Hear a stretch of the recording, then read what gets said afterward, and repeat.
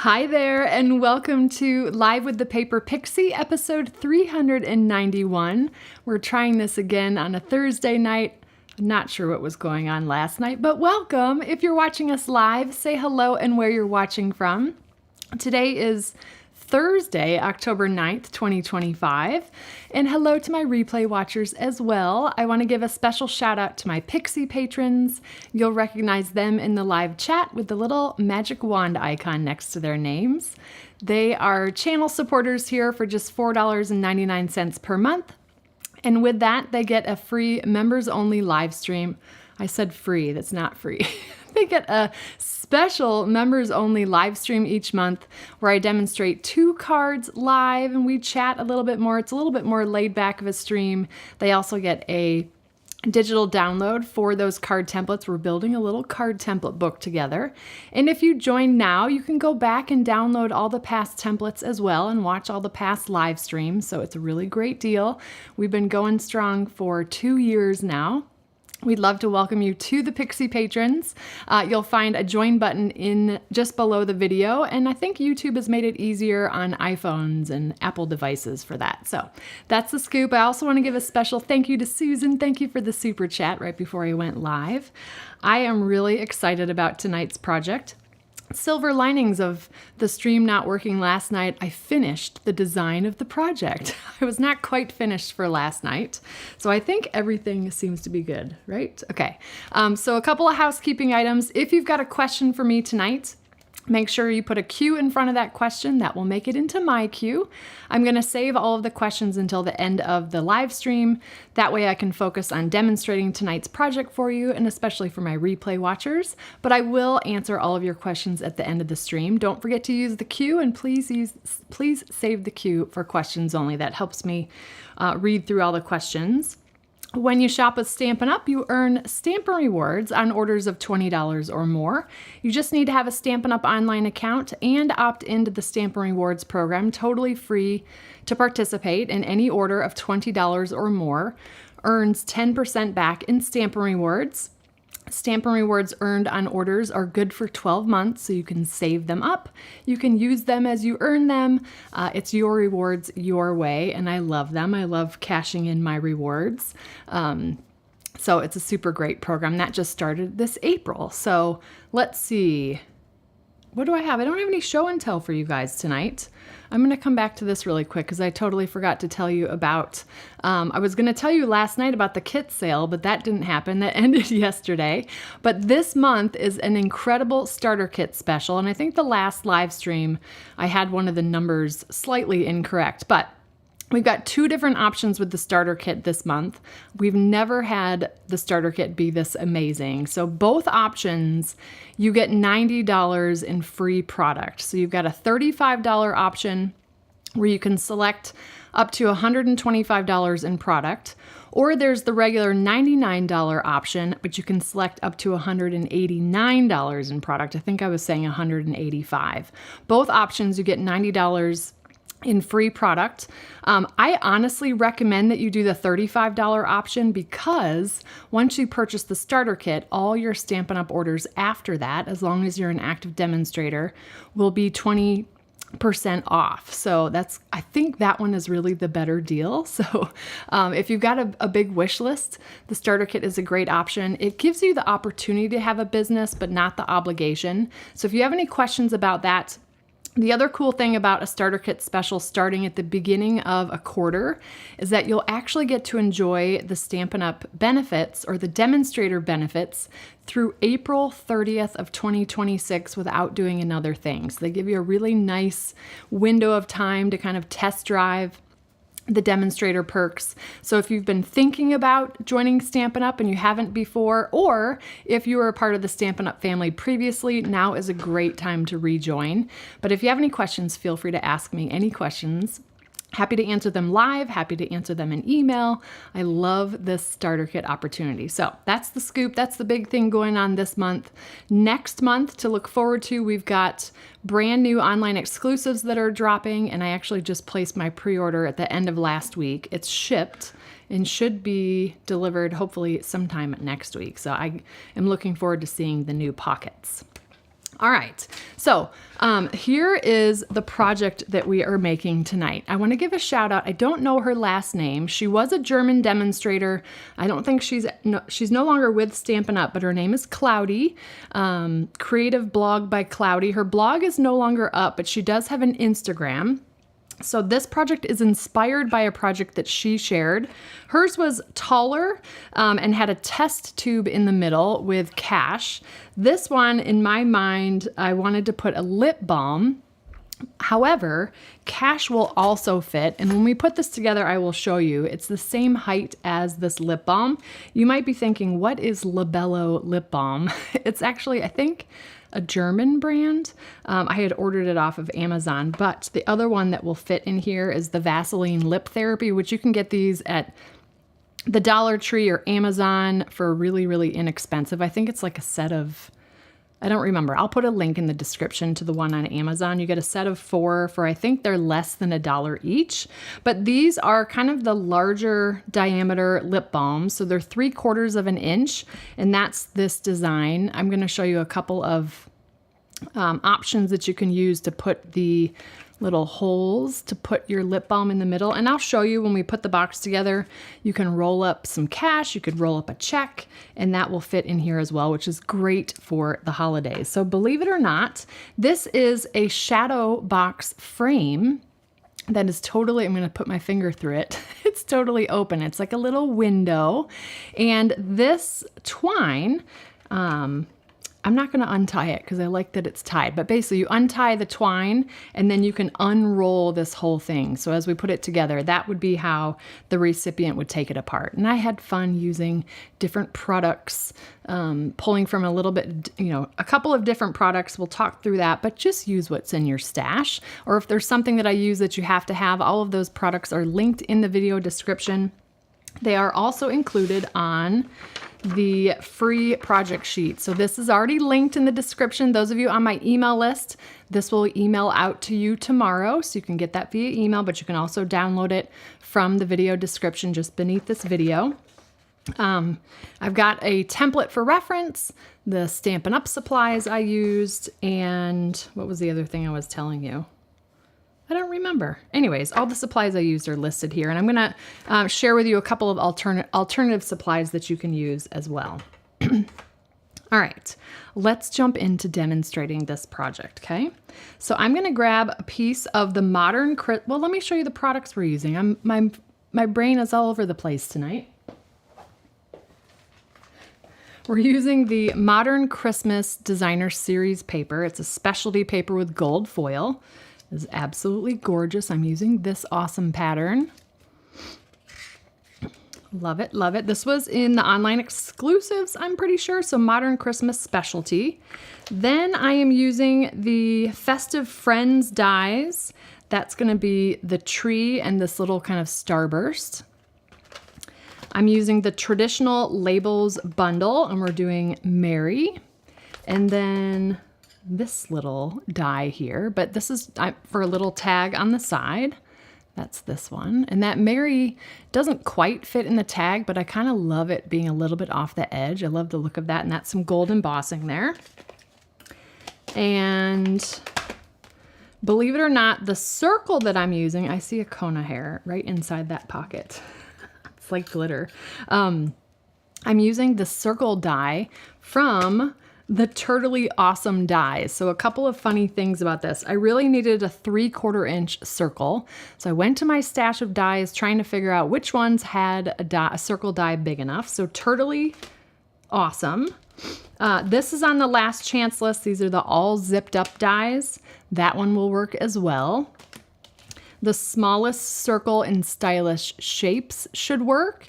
And then you guys are gonna laugh. Well, those of you that have shopped or been with Stampin' Up! For a long time, I still have my whale tail circle punch. This is the 3/4 inch circle punch. So you can make these circles with dies, or if you have the 3/4 inch circle punch. I think there's 3/4 inch circle punches on Amazon as well. I didn't find any by EK Success, which is who makes our dies, but this one is like circa 10 or more years ago, I think.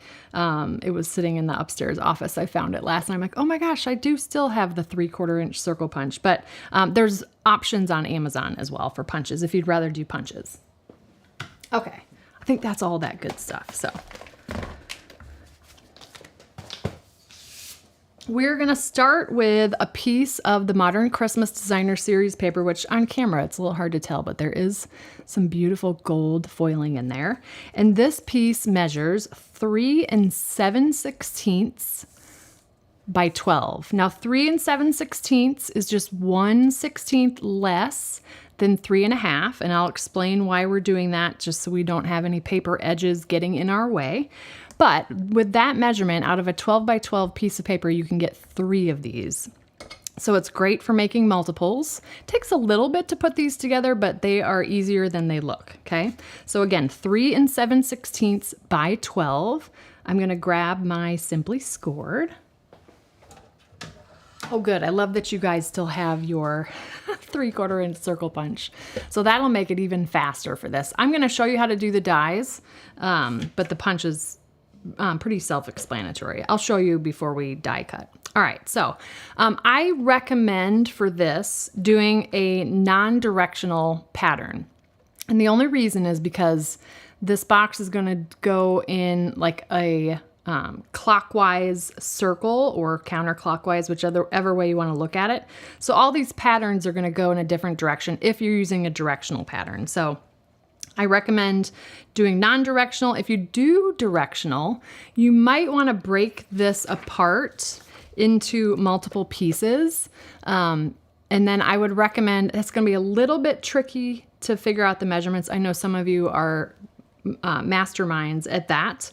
You'd want to just add an additional 1/2 inch tab if you break these into different sections so that you can glue them together. But you have to kind of play around with the direction.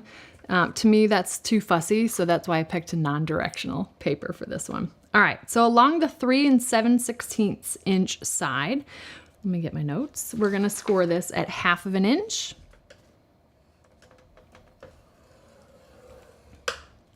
One and a half.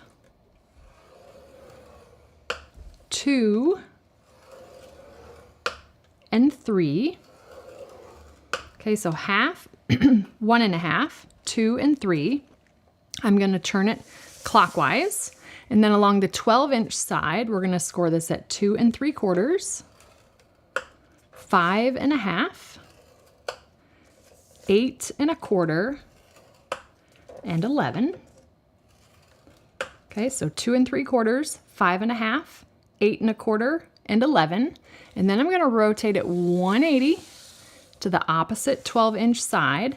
And then these next 4 score lines, we're only going to go down to the second horizontal score line. So let me bring in the template.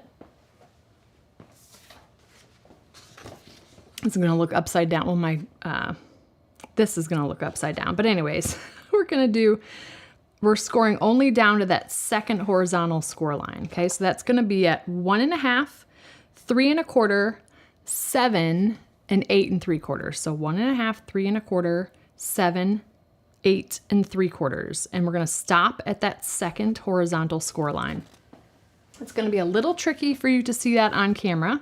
I tend to not be able to see it as well either. I'm kind of feeling for the line there. So 1 1/2. And I'm going to stop at the line. There we go. 3 1/4. Stop at that horizontal line. 7, and then 8 3/4. There we go. You might be able to see those. Still a little hard to see, but there's those 4 score lines that stop right there at that second horizontal score line, okay? Just look at your template. That'll help you see where you're supposed to stop.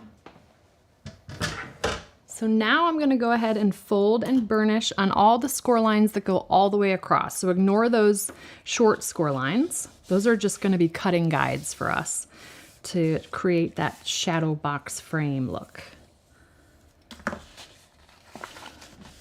And just take your time making sure everything's lined up. I do find that when you have kind of longer strips, it can be easy for the score lines to just get a little wonky along the way. So I just am making sure that my edges are lining up properly there.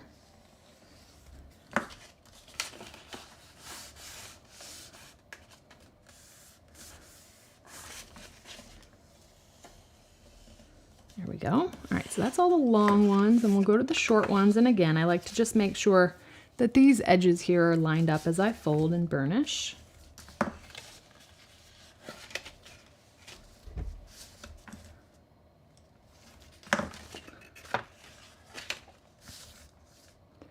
It is so cool how this goes together. This may look a little familiar to how we made that nested shadow box a couple of months ago. This is kind of a similar way to put together a shadow box. All right, let me bring in the template again. I'm gonna turn it this way. So let's see. Now, if you remember, we did this measurement was 3 7/16. So one side is gonna be a full 1/2 inch. The other one is actually 7/16, so 1/16 less than a half. So I want that shorter section to be here at the top, okay? So just kind of, if you need to bring out your ruler, you can do that. Just to double check, you should be able to eyeball it. The 1/16 of an inch is a little bit easier to see with the naked eye, okay? So that is just less than 1/2 inch. We want that strip at the top. Now I'm cutting on the back side because it's just easier for me to see.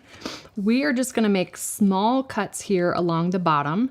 So I'm gonna cut on all 4 vertical score lines, but I'm gonna stop at that first horizontal score line, okay? 1, 2, 3, 4. Yes, I can count. Okay. I'm just cutting right down the middle of the score line.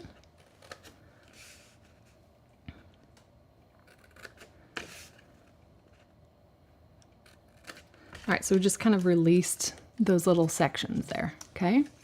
Then I'm gonna turn it 180, and let me flip the template here.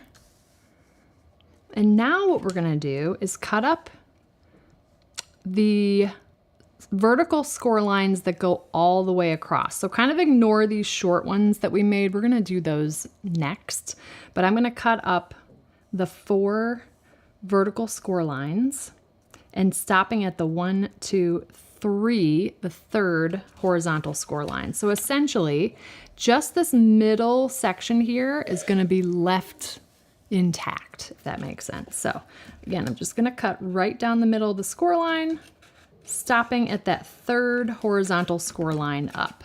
So the only one that is connected is this section here. So we're just gonna keep doing that on the rest of the vertical score lines. Take your time, kind of do that measure twice, cut once thing. So just double check on the template before you cut.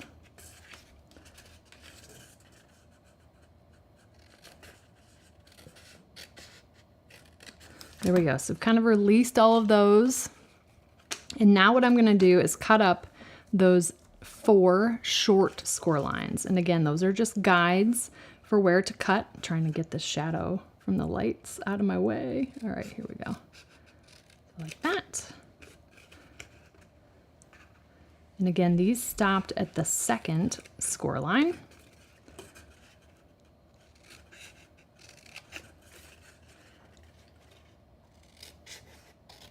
All right, so we've kind of got these weird little tabs just in these 2 sections. Okay, all right, so I'm gonna turn it to this side where we've got this like 1-inch section at the end. The only thing that I want to leave behind is just the tab. Now remember, we're doing this kind of backwards. It's just easier for me to see the score lines, but I'm also gonna just come in and miter cut on that tab. So right there, and that's gonna remove this whole section there. And that one, whoops, is gonna remove this section right here, okay? All right, so So now's the fun part. We're gonna do a little bit of angle cutting to create this is what is gonna give this the frame look.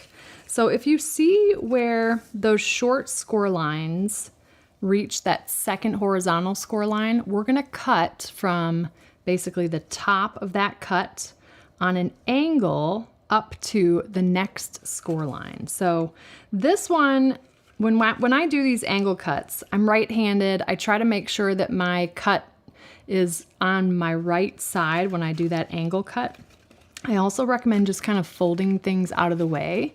So I'm folding this section out of the way to kind of isolate these long skinny tabs. And I'm gonna cut from this little intersection here diagonally to the next intersection. So let me do that.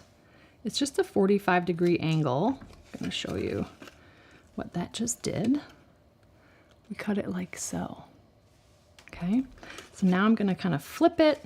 Again, I'm right-handed. I like to cut with the cut on the right side. And again, cutting from the top of that short cut diagonally to the next score line. So that got removed. So let me just show you what that looks like on the mat really quickly. So we did this cut and this cut, and those two angle cuts came away there. Okay, we're gonna do the same thing in this middle section. So again, just fold stuff out of the way and do that angle cut. And again, look at your template if you need help. Like that. Get these out of the way. So now it's looking like that, okay? So we actually need, on the opposite side of this, let me fold and let me isolate these sections. These two sections, we also want to do that little angle cut. And the best way that I figured to do that, let me show you what we're doing here. We are doing these little angle cuts on both the front, a little hard to see with this pattern, but see that frame look there? So I like to fold this all the way up. So as far as it'll go, I fold. That's gonna give me the idea of where to cut that angle. Do you see that? Now, if I wanted to, I can just kind of fold that underneath so it's not hanging over, but we wanna cut this little corner off at a 45-degree angle. So I just folded this whole section up right there, and that just gives me an idea of where to cut. So again, it's a little hard to see this on the back side, so I'm gonna go against what I normally do, and I'm gonna cut this way. A little bit challenging, but just to get in there. So now we've got, I know this is white on white, but now we've got that angle cut there. And I'm gonna do the same thing on the opposite side. Again, folding that up, that's gonna give me kind of these guidelines. I'm just gonna tuck this under so it's out of the way. But I wanna cut these corners off at a 45-degree angle. Like that. And again, you can't see that, although if I pop this out, I can see that. It's just that this gets in my way. So that's why this one's just a little weird and finicky. I could actually cut it this way. Maybe, let's see. No, we'll do it this way. The weird, awkward way. There we go. Okay. Aw, thank you, Kathy. That's sweet. Alrighty, how we doing here? Oops, that guy's tucked. I was gonna do a little bit of miter cutting, and I'm just trying to pay attention to where we're doing it. I'm gonna turn this like the template. All right, so these wider sections, I'm just gonna do a little bit of miter cut on these. Those are the only other miter cuts that we need to do. So if I kind of put it in that orientation, it's this one and this one. Just so I get that edge out of the way and it doesn't stick out where we don't want it to stick out. Just a little haircut. There we go. All right, so now this is looking like our template. Again, this template is a little bit shrunk to fit to 8.5 by 11 because this is the full 12-inch length. So we're gonna do a couple more things here before we start to glue this together. And I am laughing at myself because I froze while I was talking last night, but let me show you. Lesson learned. So I was doing my sample last night and I'm really just gonna dry fit this together. I put my holes on the outside, which doesn't work, and there's no way to flip it the other way because of the way that I cut my. So I won't make that mistake again. Sometimes there is silver linings to when you make mistakes.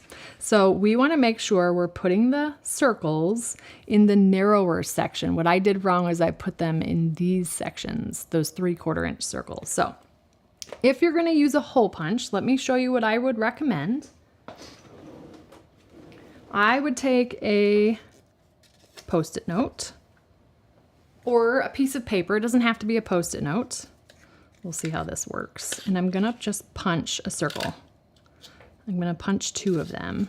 Did I save enough room for a second one? I did. So if I were doing a punch, I would punch out circles and then I would place them where I want to punch the holes. So I'm kind of eyeballing it. I'm gonna also come in with a ruler and just make sure that I've got kind of equidistant, like a 1/2 inch on either side. And I want about 1/8 of an inch from the folds. So that looks pretty good. So if you were gonna use a punch, use a Post-it note or any type of scrap paper, you can stick it down with, you could even use liquid glue because you're just gonna be punching it away. But then this way, you can just put your punch in there and just punch away. Okay, I'm gonna do this with dies, but that would be how I would do that. I do the other one the exact same way. This is how I always line up punches if I can, using a Post-it note or a scrap piece of paper and some adhesive, and then I can get my punch exactly where I want it to go, okay? So that's the quick and easy way. I do recognize we don't sell the 3/4 inch punch, so I'm gonna use tools that you can purchase, but again, if I were doing multiples of this, I would probably try to use a punch. The die cutting goes pretty quickly, but it does take a little bit longer. So let me get my die cutting machine ready.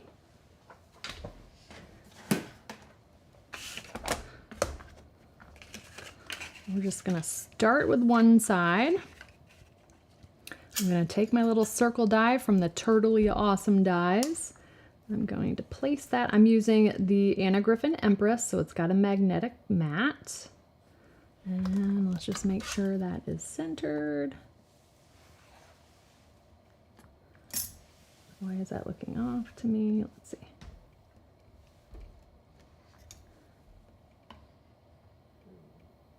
Okay, that looks good. I think 1/2 inch, 1/2 inch. Yep, okay. I'm gonna flip this around. I want my little extra paper to go through the machine last. There we go.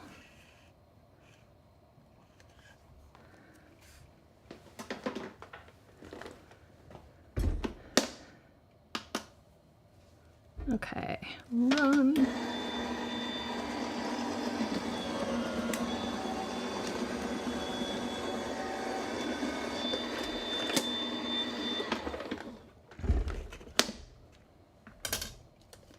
We got one there. Look at how cute that is. You could use that for another project. And then let's shift it down.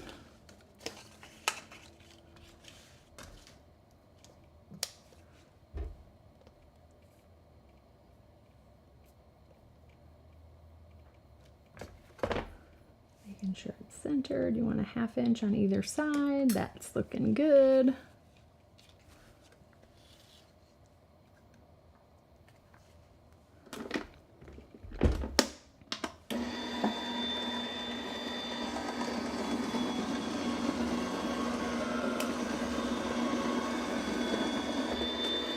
Go. We'll bring that back in a little bit.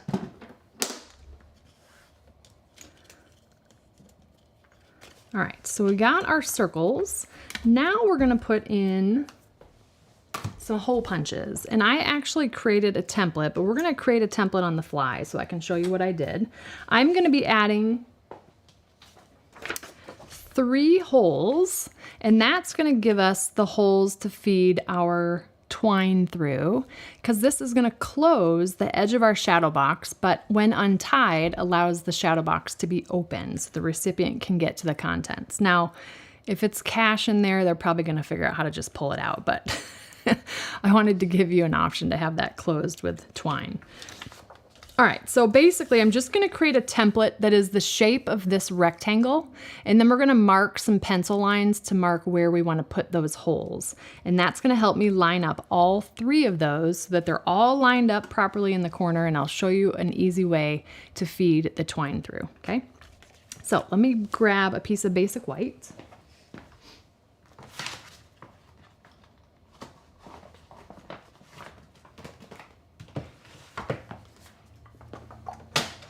And I'm just going to cut this piece to 2 3/4 by 1. And that is just the size of these little panels. Okay, so 2 3/4 by 1, that matches these panels here.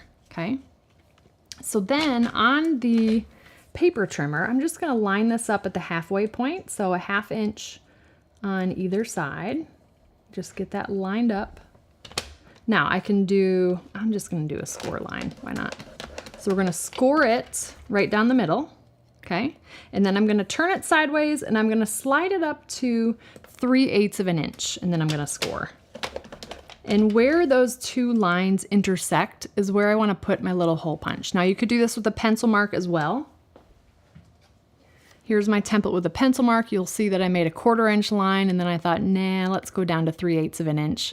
So this is at the 1/2 inch mark, and this is at the 3/8 of an inch mark. And where those intersect, we're gonna create our little template. So I'm just gonna punch right in the center.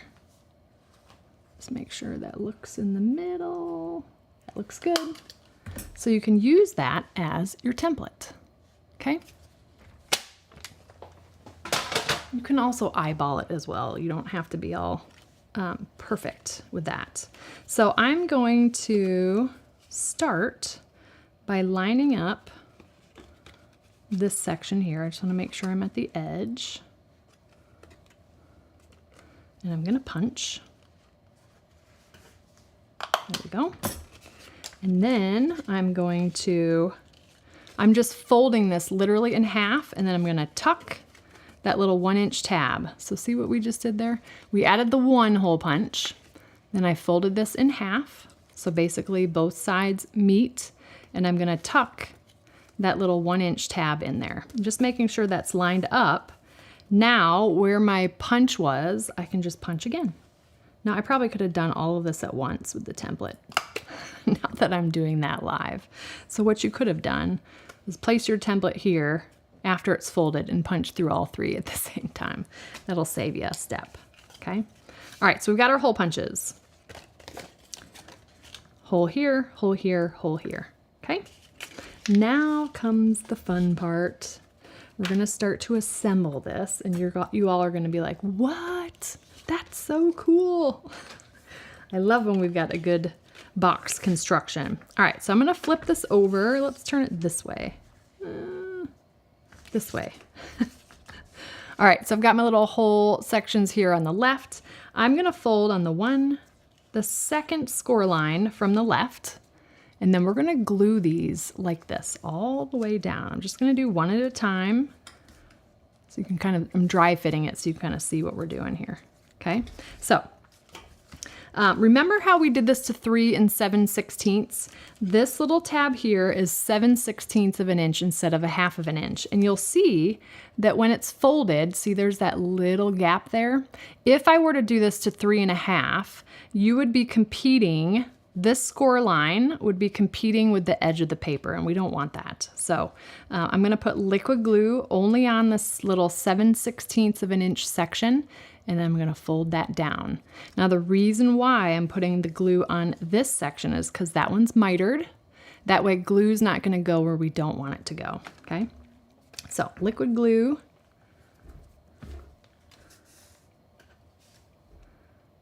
Make sure that glue is flowing.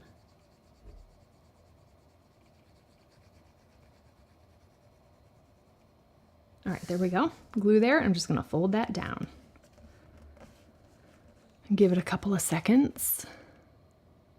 And then we can kind of like fold it back and forth. This should fold flat both ways. Okay, so there's one. We're just going to move our way up. Again, I'm folding on that second score line. Then I'm going to place liquid glue here on that side, because see how this side is short? If I were to put glue on this one, we might risk gluing this section to here, and we don't want that. So you always want to put glue on the shorter or smaller side.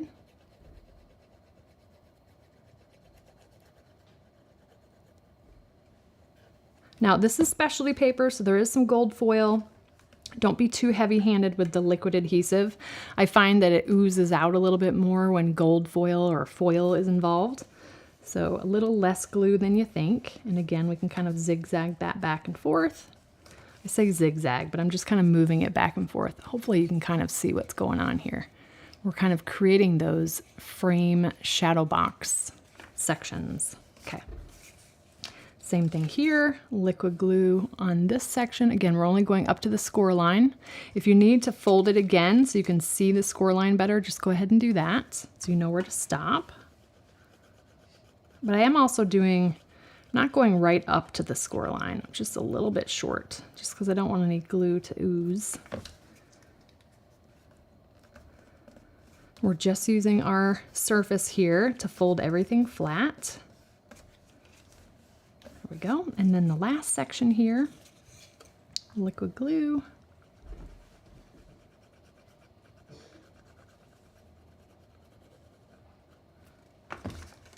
And then fold flat.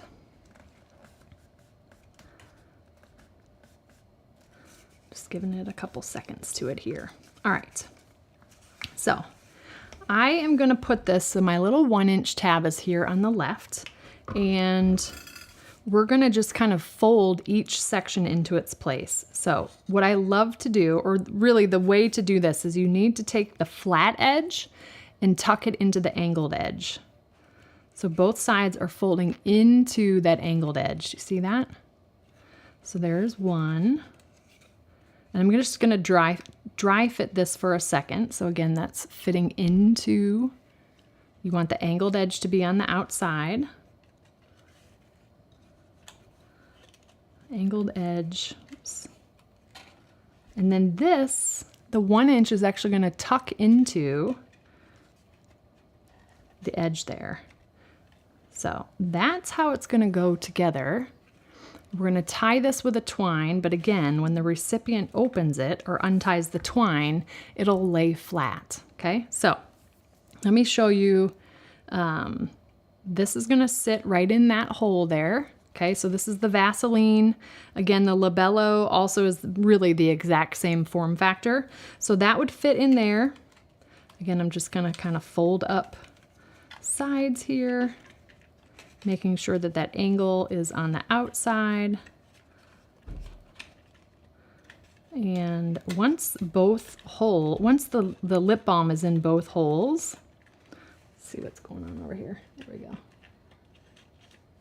It makes it even sturdier, okay? Because that lip balm really is the same height. I love the fact that this lip balm is suspended in a shadow box frame. It's just so stinking cool. So let me show you if you wanted to do money. It's just fun to say it that way. So we don't have big bills around here, but I'm gonna take, let's see. I'm just going to take my take your pick tool. It's a little bit angled, but it'll get it going, just to kind of get the dollar bill starting to roll. So you're just going to roll it.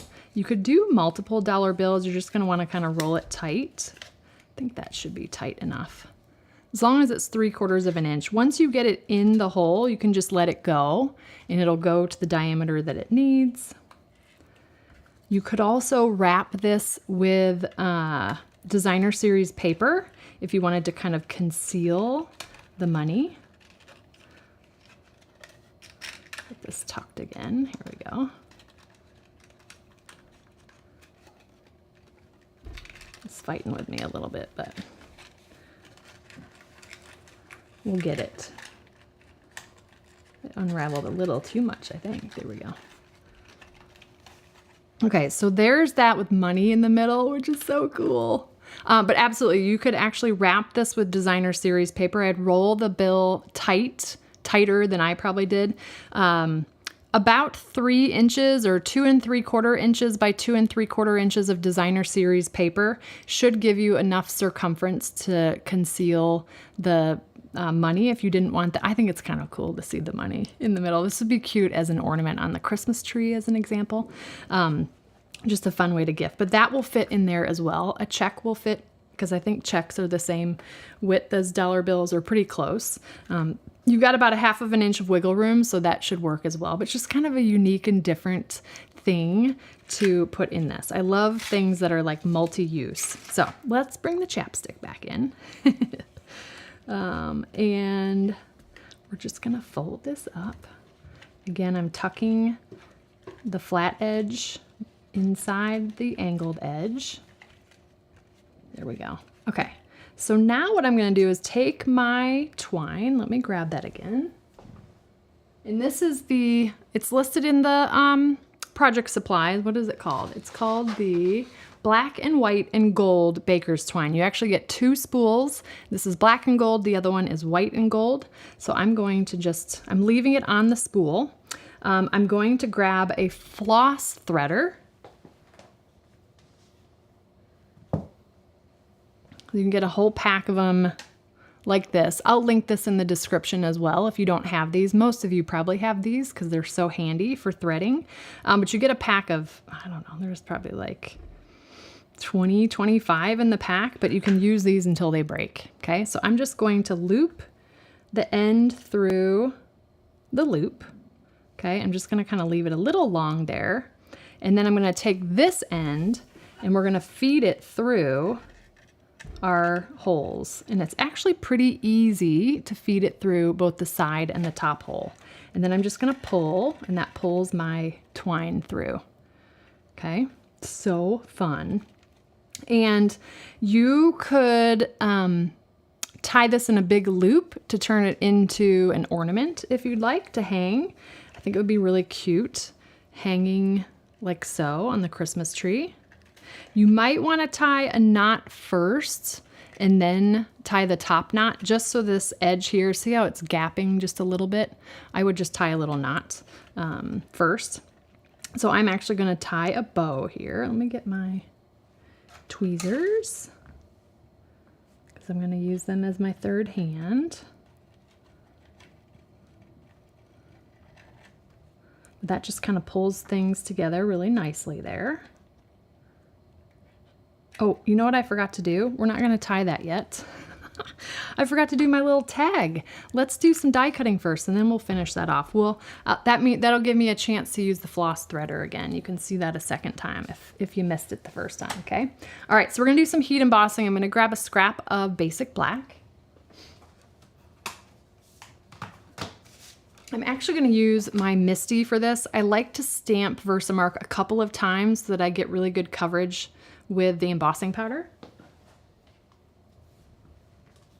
So I've already got my Mary stamp is on here. I'm going to put this is just a 1/4 sheet of basic black. I'm going to grab my embossing buddy.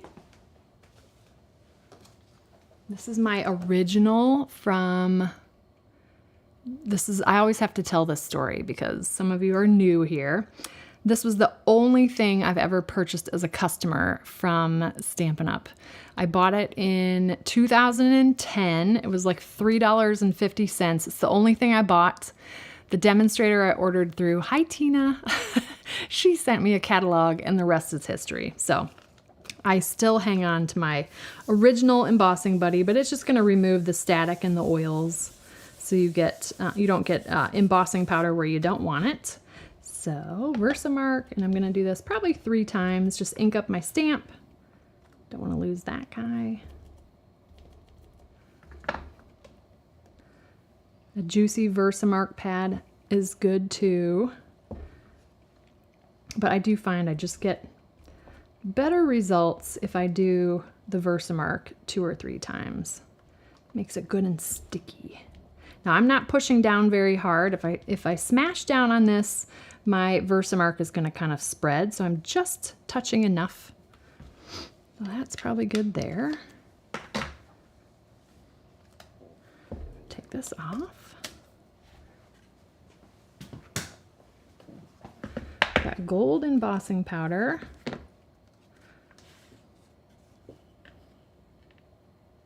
I haven't heat embossed in a while on here. This is like my first true love with stamping, hence why it's the only thing I bought from Stampin' Up. I read on, I think it was Split Coast Stampers, that the Embossing Buddy was where it's at for heat embossing, and so I was like, I'm gonna buy it, and then who knew what it would turn into? So I'm so grateful for my Embossing Buddy. All right, we're gonna do the heat tool.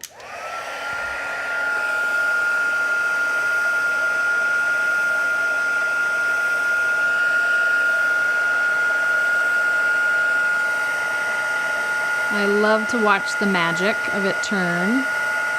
See that? Magic. Magic every time. And you stop as soon as it's turned. Isn't that so pretty? Oh, I love it. Love it, love it. All right, let's go ahead and die cut this. I'm gonna add another die cut as well from the Festive Friends dies, this cute little starburst. So we'll bring this guy back in.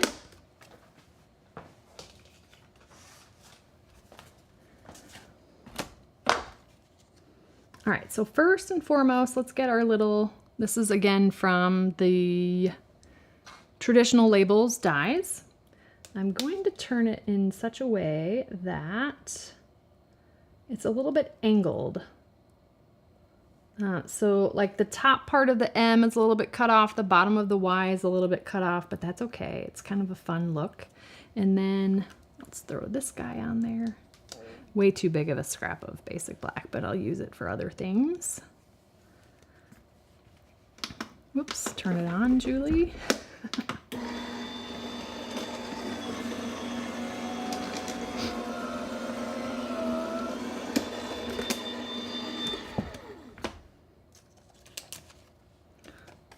All right, look at this tag. I love the way that that looks. And then we've got our little starburst here. I don't want to lose that. Kind of a fun retro looking snowflake there. And then we're going to run through a piece of gold foil and this cutie patootie little tree from Festive Friends. I just kind of had fun looking at my dies and figuring out what I could accent this with without kind of taking away from that shadow box look. I think this is all I need for die cuts. Yeah, all right, let's get this out of the way.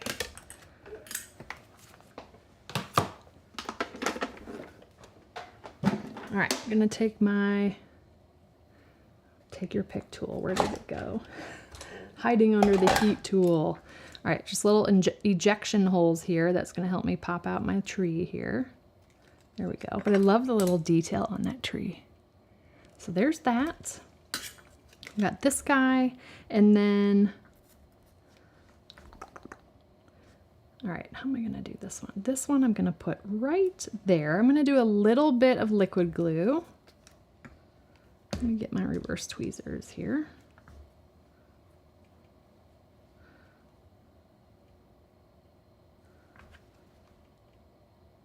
So just a little bit of glue on the back side there. And then, I don't know why I'm holding this in my left hand, silly.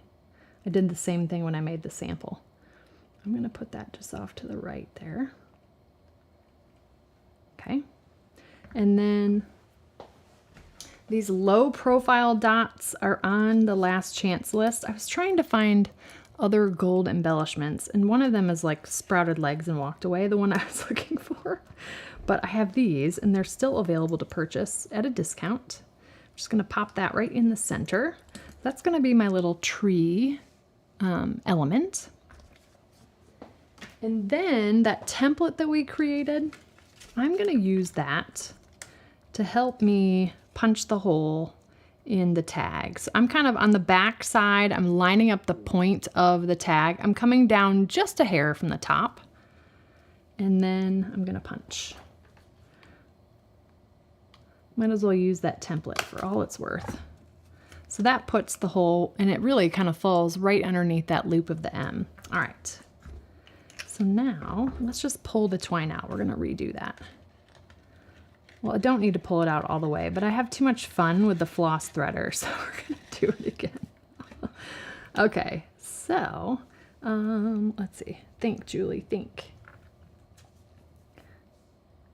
I want to feed it through my little tag first, and then my little loop-de-loop here. There we go. Okay, so I've got that looped on the end of our floss threader. I know that's kind of hard to see on camera. Then this end is just going to go through both holes. And because that end is stiff, it's pretty easy to feed it through those holes. And I'll just pull it through as it's like falling apart on me or coming out. There we go. Let's fix that. Okay, there we go. So now my tag is where I want it. It's just kind of hanging there as I lift this up. Hanging there on the side, and we're going to go ahead and do our bow now. Okay, so pull that tight. I'm going to grab my reverse tweezers and then tie our bow. Way too long of a tail here, but I won't be struggling with it as much. All right, so I'll pull my reverse tweezers out, and then let's zhuzh our little bow here. I'm gonna kind of pull the loops smaller.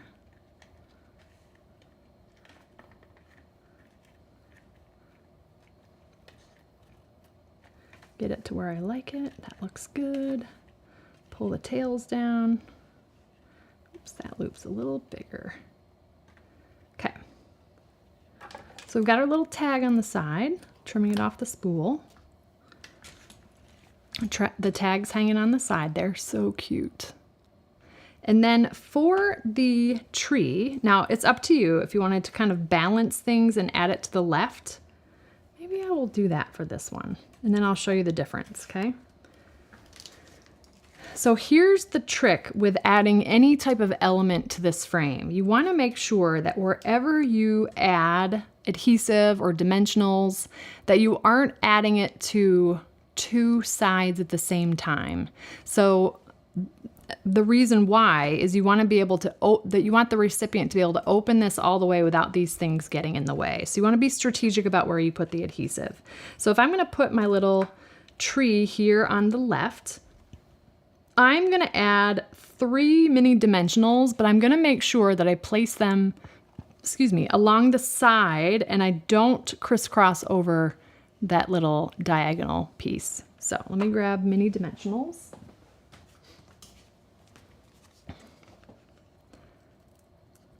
And I just kind of eyeballed where the tree was going to fall. I'm going to kind of place these towards the inside edge, just kind of in a quick trio like that. That's going to just anchor the tree, and see I'm not crossing over any of the corner or that angled edge. And then I'm just going to make sure that when I place this down, I can hide those dimensionals, and I can. So let's get the backings off.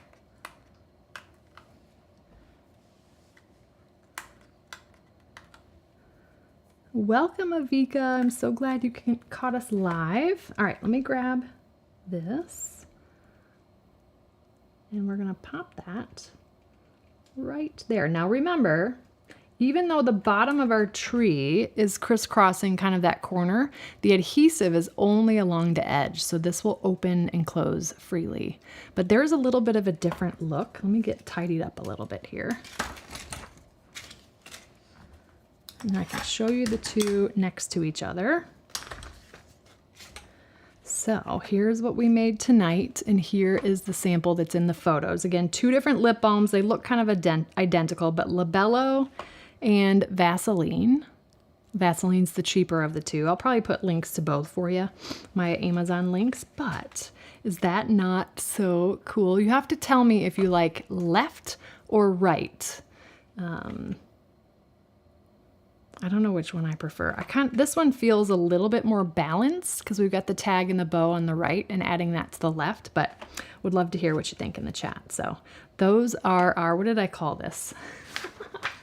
Lip balm shadow box frame. Not just for lip balm, you can also put some cash in there. Or even you could just roll up a piece of designer series paper and maybe put, I don't know if Smarties would fit in there, but maybe you could find something cute to put in the tube in the center. Obviously, if you're going to do a test tube like Claudia's version, you're going to want to make this a little bit taller. I've always found that it's difficult to find test tubes, and no two test tubes are alike. On Amazon for sure. We kind of learned that back in several years ago when we did like the dehydrated marshmallows. There's so many different choices of test tubes. So I try to stay away from those because they're just hard to get the same ones. But there you go. I was excited to share this project with you. I hope you loved it. Now we're going to jump into tonight's Q&A. I saw some great questions coming through. If you've got questions for me, make sure you put a Q in front of the question. I'm about 20 to 30 seconds ahead of you, so I might miss some questions that come in at the very end just because of a timing thing there. But if I do, feel free to email me anytime at support@thepaperpixie.com. Always happy to answer your questions. So let me get that teed up. Oh yeah, I'm seeing lots of lefts. I thought that would be the case. Oh, I love it. Okay, where's my mouse? Hello, mouse. There you are. Q. All right. Let's see. Okay, Kathy is up first, but I don't know. Okay, something different behind me. I haven't changed anything behind me. Maybe it's because it's cleaner than it normally is. I don't know. You have to tell me what you noticed. But yeah, nothing different behind me, I don't think. I haven't changed anything back there. The craft room tour. If it ever gets cleaned up, maybe I will do a tour. It's still a hot mess right now on my list. Let's see.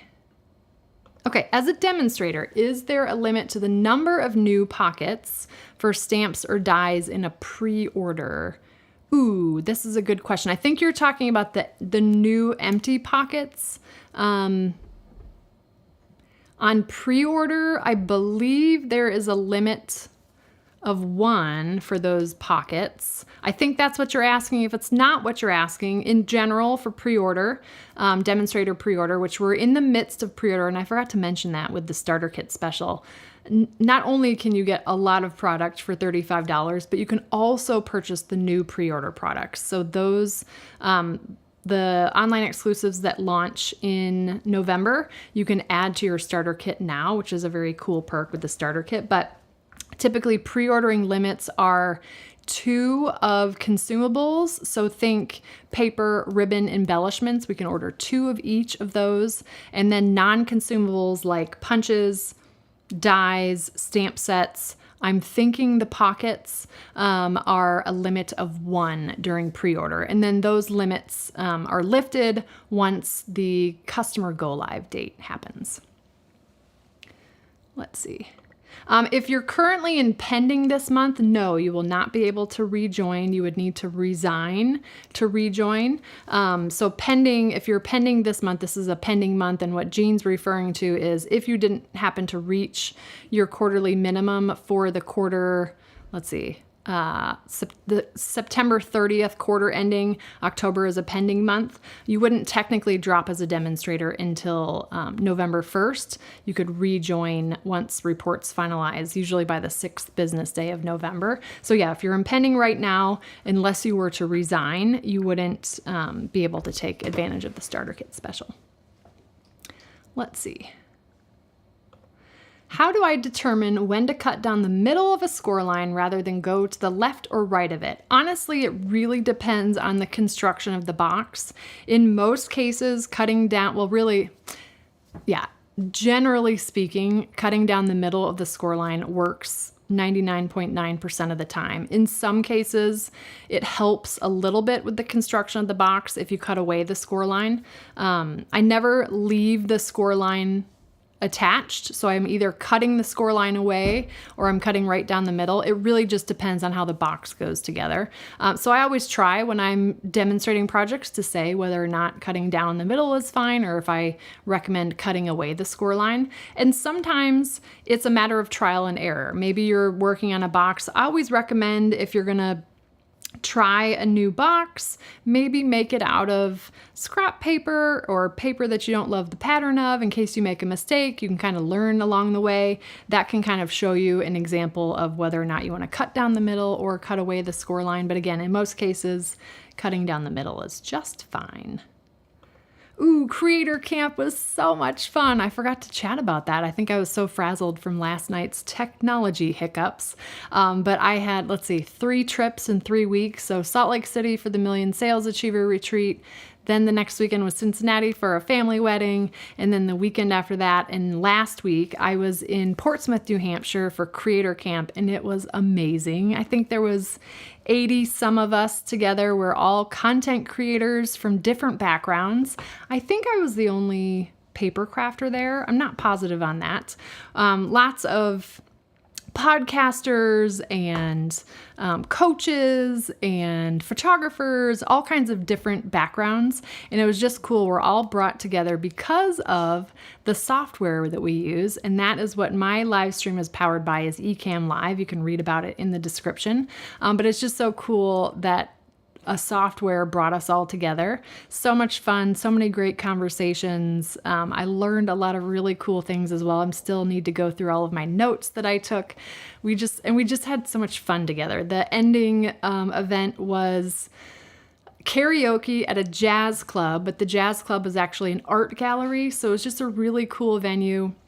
And I was thinking the DJ must have thought, oh my goodness, because the talent of the folks that were at Creator Camp, I did not get up and do karaoke, so I'm not including myself. But the folks that stood up bravely and did karaoke were amazing. So it was, normally when you go to karaoke, people are not great and it's funny and fun. This was like, oh my gosh, they're amazing. So it was a great time. Thank you for asking.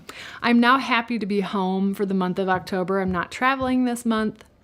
I go to Vegas in November for backstage, but I was too busy in September, so I'm happy for things to kind of quiet down. So the electric cutter is the Anna Griffin Empress Mini, available at annagriffin.com. I think I have it linked. It's not an affiliate link, but it's linked in the description if you want to check it out. Oh, yep. So Anna Griffin Empress Mini, linked in the description. I will add a link for the floss threader, I think is what it's called. I'll add the link to the ones that I purchased after the stream. Yes, I did get them on Amazon. It's a cute little box too. I love it. But again, this is like the second one that I've used, and I probably misplaced the first one. It didn't break, but you can use them over and over and over again. I don't know if I'm going to do a Christmas card swap Aline, but I'll keep it in mind. Aline's on my team. Let's see. Yeah, this is a good question, Carlene. So yes, you can purchase the starter kit and not be an active demonstrator. What I think you mean by that is not doing videos, teaching classes, selling to customers. You could simply enjoy the starter kit as a hobbyist. Probably 98% of my team are hobbyists that are just enjoying the demonstrator perks of the discount, pre-orders, getting to see catalogs early. You can absolutely just enjoy it as a hobbyist. That is my story from the minute I started in 2010. For the first 5 years, I just enjoyed it as a hobbyist. I love the product. I love the new product. I loved getting it as a discount. You have the opportunity to do more. You're not obligated to do that at all. You can simply just enjoy the perks. And I say as a hobbyist, but as a craft enthusiast, whatever name you want to add to it. But yeah, absolutely. There's no requirement for you to sell, teach, do videos, any of that stuff. You're able to if you want to, but it's not required. So There is a $300 quarterly minimum in order to maintain your active demonstrator status, but you're not required to spend that quarterly minimum. If you don't reach that minimum, you simply just go inactive as a demonstrator and then you can rejoin again. So there's no penalty, no obligation, nothing like that. So if you want to extend for another quarter, if you've spent $300 and that's at the retail price, you'll extend for another quarter and so on and so forth. Okay. Let's see. I did not know anything about Stampin' Storage making pockets for Stampin' Up. But I've been out of the loop. It's been a crazy month. Let's see. If you punch the correct size hole, would a chapstick fit? I'm trying to think of the length of a chapstick.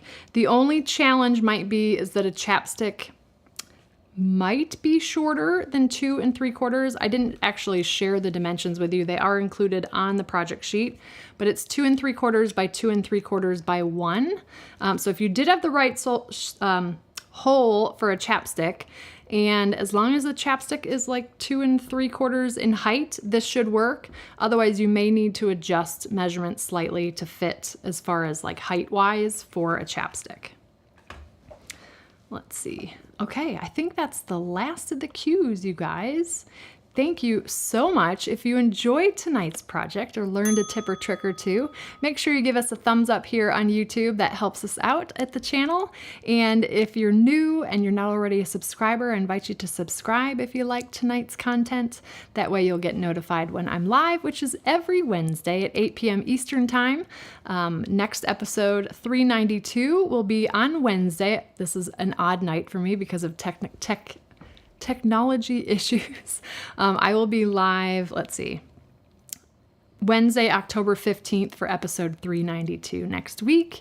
And let's see, check out the starter kit if you're interested. I do have a page on my website that just kind of gives my top 10 reasons why it's the best decision ever. But that is thepaperpixie.com/top10. If you want to join, thepaperpixie.com/join. That link is in the description. But again, it's 2 different starter kits, $35 for $125 in product or $99 for $189 in product. I always recommend the cheaper of the two because your demonstrator orders after that are at a discount. You can also add brand new pre-order products to your starter kit. So if you've been seeing some sneak peeks and you got to have that stuff, the starter kit's a great opportunity to get your hands on that early. So even if you just click into the starter kit screens to just kind of browse the products, you can do that as well, the new products, some great products that are coming in November. So that's the scoop. I will email out the project sheet to my email list tomorrow. It is also linked in the description. It is a free digital download. If you have any questions, just email me at support@thepaperpixie.com. Don't forget, all you need are stamps, ink, and a little paper pixie. And here's a special shout out for my Pixie patrons, which we're going to be getting together next week for our next Pixie Patron Live. You guys have a wonderful and blessed week, and I'll see you next time. Take good care. Bye.